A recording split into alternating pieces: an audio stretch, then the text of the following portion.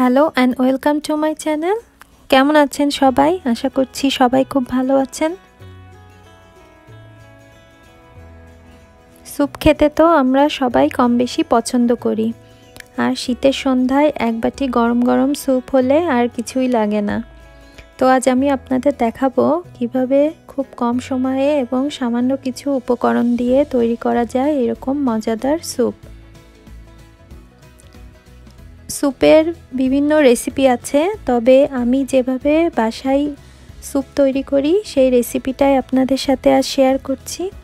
আর আমার এই স্যুপ কিন্তু আমার বাসার সবাই খুব পছন্দ করে, আশা করছি আপনাদেরও ভালো লাগবে। তো চলুন শুরু করা যাক। এখানে আমি নিয়েছি চিকেন আর শ্রিম। তো চিকেনগুলো আমি খুব পাতলা পাতলা করে কেটে নিয়েছি, আর শিমগুলোর খোসা ছাড়িয়ে নিয়েছি। আর এখানে 1 চা চামচের মতো জিরা গুঁড়ো আর 1 চা চামচের মতো শুকনো মরিচের গুঁড়া নিয়েছি। এখন সব কিছু একটু ভালোভাবে মেখে নিচ্ছি।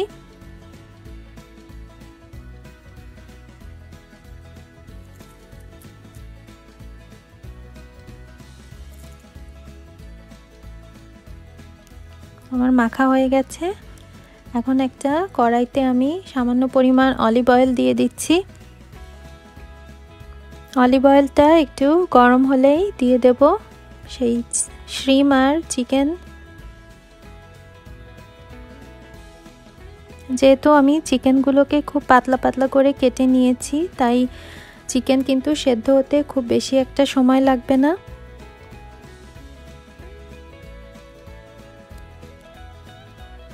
আর আজ আমি এখানে চিকেনের বুকের মাংসগুলো ইউজ করছি। আপনারা ইচ্ছা করলে হাড় সহ চিকেনও ইউজ করতে পারেন। যেহেতু আমি চেষ্টা করেছি খুব তাড়াতাড়ি রান্না করার জন্য, সেজন্য আমি বুকের মাংসটা ইউজ করছি। তো দেখুন 2-3 মিনিট ভাজার পর এটা এইরকম পর্যায়ে এসেছে।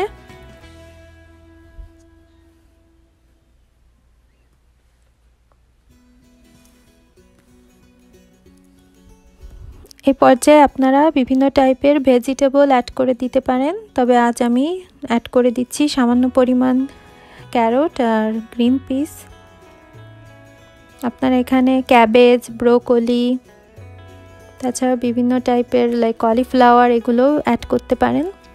তো সব কিছু একসাথে আবার 2-1 মিনিট একটু ভেজে নিচ্ছি।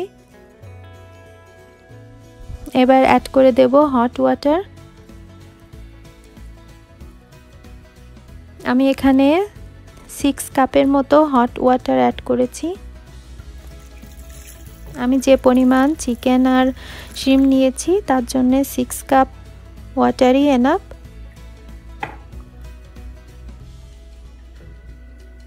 এবার সব কিছু আবার ভালোভাবে একটু মিশিয়ে নিচ্ছি।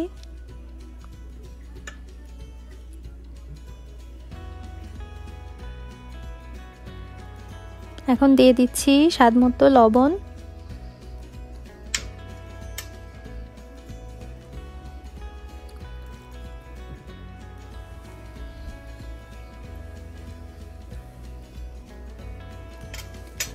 এবার চুলার আঁচ বাড়িয়ে দিয়ে এটাকে ফুটতে দিতে হবে যতক্ষণ পর্যন্ত না চিকেনটা সেদ্ধ হয়। তবে খুব বেশি সময় লাগবে না, কারণ চিকেনটা যেহেতু খুব পাতলা করে কাটা আর আগে থেকে একটু ভেজে নেওয়া, তো মোটামুটি 6-7 মিনিট সেদ্ধ করলেই হয়ে যাবে। এবার আমি একটা ডিম খুব ভালোভাবে বাটিতে ফেটিয়ে নিয়েছি, সেটা এখন আস্তে আস্তে এর ভিতর দিয়ে দিচ্ছি। আর নাড়াতে থাকতে হবে অনবরত, যাতে ডিমটা এক জায়গায় না জমে যায়। এবার দিয়ে দিচ্ছি সামান্য পরিমাণ সুগার। সুগার অ্যাড করলে স্যুপের টেস্টটা খুব ভালো আসে, তো চেষ্টা করবেন সামান্য পরিমাণ সুগার অ্যাড করার জন্য।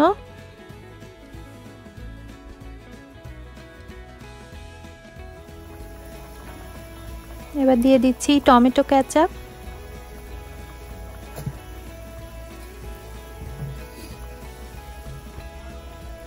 দিয়ে আবার খুব ভালোভাবে মিশিয়ে নিচ্ছি।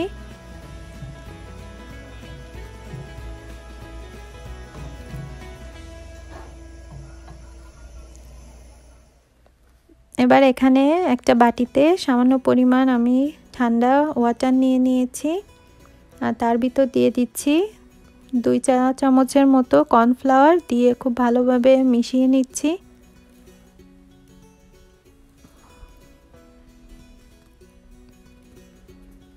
এবার কর্নফ্লাওয়ারটা স্যুপের ভিতর ঢেলে দিলাম। তো আমার স্যুপ রান্না কিন্তু মোটামুটি শেষ।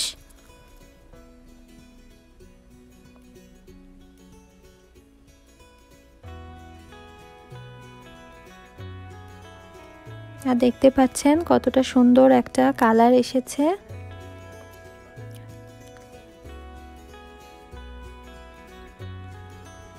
এবার দিয়ে দিচ্ছি সামান্য পরিমাণ লেমন জুস। আপনারা ইচ্ছা করলে লেমন গ্রাসও ইউজ করতে পারেন, তবে আমার কাছে আজ লেমন গ্রাস নেই, এজন্য আমি লেমন জুস ইউজ করছি। আর সব শেষে দিয়ে দিচ্ছি ব্ল্যাক পেপার। তো আমার স্যুপ রেডি, দেখতেই পাচ্ছেন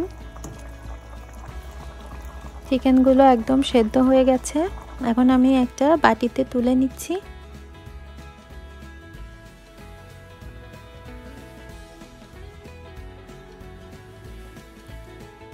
দেখলেন তো কত সহজে ঘরে থাকা উপকরণ দিয়েই খুব সহজে তৈরি করা যায় এইরকম মজাদার এক বাটি স্যুপ। তো সবাই বাসায় একবার ট্রাই করবেন, আশা করছি আপনাদেরও ভালো লাগবে।